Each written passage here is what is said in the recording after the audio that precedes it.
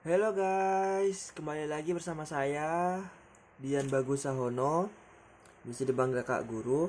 Di sini Kakak akan membahas tentang PAP atau penilaian acuan patokan. Ini adalah salah satu pendekatan dalam pemberian nilai terhadap siswa.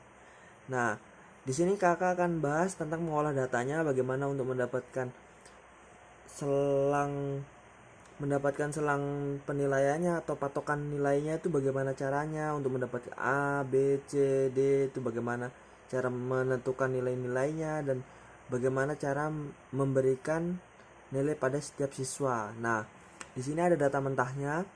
Nah, ini datanya. Ini ada dalam soal pilihan ganda ada 14 nomor. Kemudian dalam yang mengikutinya ada 12 orang. Di sebelah kanan ini ada total skornya. Di bagian bawah ini adalah jumlah skor tiap butir soal. Oke. Nah, dalam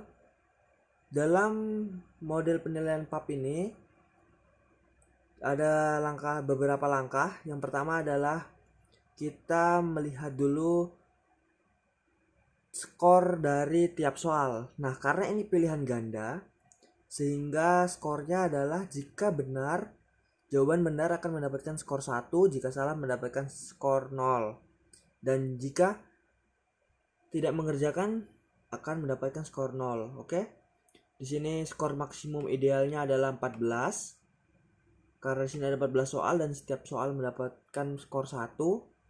Kemudian di sini skor idealnya tadi kita sudah dapat dari tiap jumlah skornya. Kemudian rata-rata, ya mencari rata-rata itu jumlah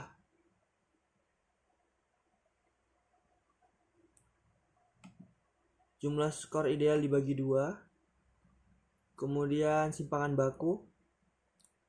bakunya ini dengan rumus rata-rata dibagi 3. Nah, memang simpangan bakunya sudah ada rumusnya, itu rata-rata dibagi 3. Kita dapatkan ini, kemudian kita bulatkan 2,333 menjadi 2, dibulatkan menjadi 2. Kemudian kita konveksi 5, rumus konveksi 5. Kenapa sini rumus konveksi 5? Karena kita kriterianya menjadi 5. 5 penilaiannya itu A, B, C, D, dan E. Kemudian di sini dalam penentuan skornya. Nah, di sini A itu adalah mendapatkan nilai 10, B-nya itu 8. Kemudian selanjutnya itu 6, 4. Dari mana kita dapat? Nah, konveksi skala 5 ini dengan rumus rata-rata ditambah 1,5 dikali dengan simpangan baku. Nah, simpangan bakunya itu 2, rata-ratanya itu 7. Sehingga ingat ya di sini, yang paling pertama itu kita ditambah, kemudian 1,5. Selanjutnya yang di B itu ditambah tapi 0,5. Oke? Selanjutnya yang di C itu dikurang 0,5. Yang dikali dengan simpangan bakunya itu 0,5. Kemudian yang D itu dikurang kemudian 1,5. Dan ini nilai terakhirnya yang di D itu adalah 4, sehingga kurang dari 4 itu akan mendapat nilai E. Oke, diingat-ingat. Ini poin pentingnya. Ditambah, kemudian dikali. Yang dikalikan dengan simpangan baku itu 1,5. Kemudian ditambah, habis itu dikali dengan 0,5. Dikurang 0,5. Dikurang 1,5. Nah, di sini poin pentingnya. Nah, kemudian kita melihat menjadikan skor mentahnya menjadi seperti ini. Nah, Skor pertama adalah kita dari keterangan di atas, rumus konveksi 5 itu dari 10 A-nya, maka 10 sampai 14. Kenapa sampai 14? Karena skor maksimum idealnya adalah 14. Nah, kemudian yang mendapatkan nilai skor 10 sampai 14 akan mendapat nilai A, kemudian 8 sampai 9 itu mendapat nilai B. Kemudian selanjutnya sampai yang kurang dari 4 itu mendapat nilai E. Kenapa 8 sampai 9, Kak? Karena tadi kita lihat simpangan bakunya adalah 2. 8, 9 itu ada 2, 6, 7, 4, 5 seperti itu. Oke, nah kita sudah dapat tentang skor mentahnya. Nah, kemudian kita tinggal memasukkan ke dalam skor totalnya. Dengan rumus mendapatkan nilainya adalah jika dia lebih dari 9, maka dia akan mendapatkan nilai A. Jika dia lebih dari 8 dan kurang dari 9 atau sama dengan 9, dia akan mendapatkan B. Kemudian yang dari 6 sampai 7 akan mendapatkan C. Nah, setelah itu, karena ini di Excel, jadi kita bisa dengan cara menarik ke bawah, ujung ke kanan bawah seperti ini, baru kita tarik ke bawah, maka kita akan mendapatkan setiap penilaiannya. Nah, dari pilihan ganda ini kita dapat lihat bahwa ada 2 siswa yang mendapatkan nilai D. Nah, ini dalam pilihan gandanya dan ini ada soal dalam uraiannya. Soal uraian. Nah, ini soal uraiannya. Di sini soal uraian ada 12, yang mengikuti juga 12. Total skornya di samping sini. Nah, ini adalah tiap skor. Ini adalah skor total dari tiap-tiap butir soal. Nah, sama seperti pilihan ganda, saya rasa mudah saja ini. Di sini perbedaannya adalah di skor maksimalnya. Pada soal nomor 1 skor maksimalnya itu adalah 7. Nah, tiap-tiap soal ini berbeda tergantung dengan dia punya tingkat kesulitan. Semakin sulit maka skor maksimalnya semakin besar, seperti itu. Hingga kita dapatkan skor maksimum idealnya adalah jumlah dari skor maksimal 1 sampai 12, yaitu adalah 109. Nah, kita dapatkan skor idealnya itu adalah 109.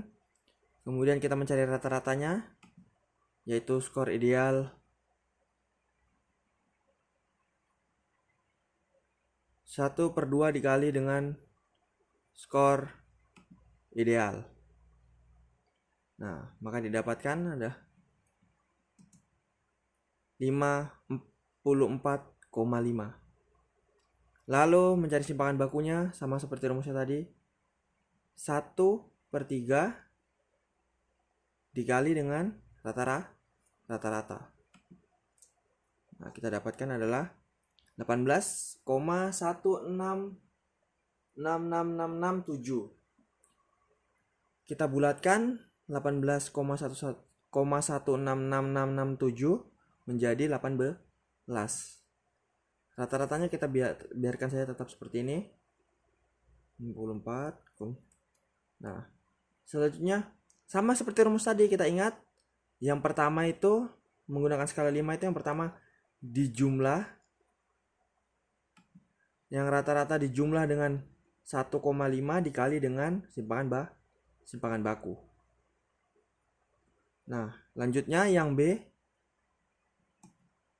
Yang B itu seperti tadi kita bilang ditambah, kemudian 0,5 dikalikan dengan simpangan baku, dikurang, kemudian 0,5, kemudian dikurang, kemudian 1,5. Nah, dapatkan hasilnya seperti ini. Oke, yang di sini adalah ternyata yang di sini yang mendapatkan A itu skalanya lah. Skala 5-nya itu adalah 81,5, kemudian 63,5 dan seterusnya sampai yang paling rendah itu bawah kurang dari 27,5. Nah, yang koma tadi kita bulatkan agar lebih mudah, kita bulatkan. Nah, ini menjadi seperti ini. Kemudian kita mencari skor mentahnya. Nah, sama seperti yang tadi, yang ini 82 sampai 109 karena batasnya tadi adalah 100. Skor ide maksimumnya itu 109. Kemudian 64 sampai 81, kemudian yang dapatkan C itu 46 sampai 63, 28 sampai 45, dan yang di bawah dari 27 adalah mendapat nilai E. Nah, kita menggunakan rentang yang tadi, simpangan bakunya. Simpangan bakunya itu adalah 18. Sehingga kita dapat 28 sampai 45 itu 18, 46 dan seterusnya. Gampang, tinggal kita buat dalam tabel lagi. Kemudian kita menggunakan rumus jika di atas dari 82 atau sama dengan 82 itu mendapatkan nilai A, kemudian yang rentangnya 64 sampai 81 itu B, yang 46 sampai 63 itu dapatkan C, dan seterusnya sampai E. Dan didapatkan bahwa skor dan nilai dari soal uraian itu ada 2 yang mendapatkan E, kemudian sisanya adalah seperti ini penilaiannya. Mudah bukan? Nah, seperti inilah hasilnya dalam penilaiannya. Jika ada pertanyaan bisa tulis di kolom komentar ya. Nanti akan saya jawab. Oke, terima kasih.